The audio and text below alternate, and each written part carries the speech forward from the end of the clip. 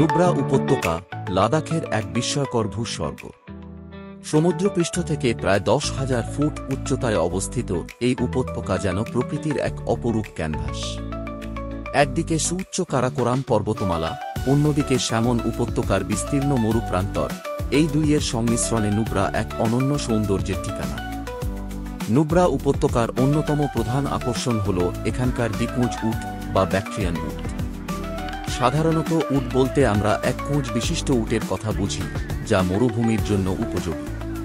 কিন্তু নুব্রায় পাওয়া যায় দিকমুজ উট, যা মূলত শীতল মরুভূমিতে টিকে থাকার জন্য অভিযোজিত।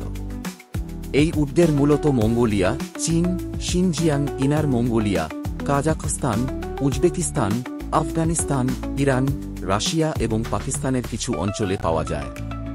তবে ভারতে কেবল নুব্রা উপত্যকাতেই এদের দেখা যায়। এখন প্রশ্ন, এরা নুব্রা উপত্যকায় এলো কিভাবে? দিকমুজ উটের নুব্রায় আগমন বহু শতাব্দী পুরনো। একসময় লাদাখ ছিল প্রাচীন সিল্ক রোডের অন্যতম গুরুত্বপূর্ণ অংশ, যা চীন, মধ্য এশিয়া ও ভারতের মধ্যে বাণিজ্যিক সংযোগ স্থাপন করত। এই দীর্ঘ ও প্রতিকূল পথ পাড়ি দেওয়ার জন্য ব্যাকট্রিয়ান উট ছিল সবচেয়ে উপযোগী বাহন। আপনাদের সামনে প্রদর্শিত সিল্ক রোডের এই ছবিটি দেখলে বোঝা যায় কিভাবে বিদেশি উট এই অঞ্চলে এসেছিল।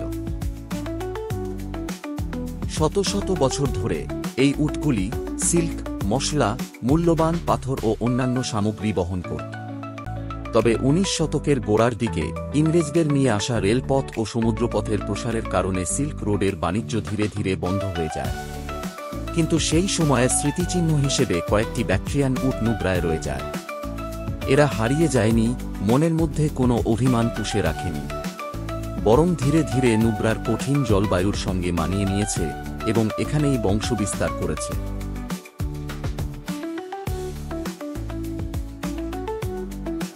দেখুন কেমন জাঁকিয়ে বসেছে সেই দলছুট উটের দল। আর তাই তো ভারতীয় নাগরিক হিসেবে ভিসা পাসপোর্ট ছাড়াই আজও আপনি এদের দর্শন পেতে পারেন।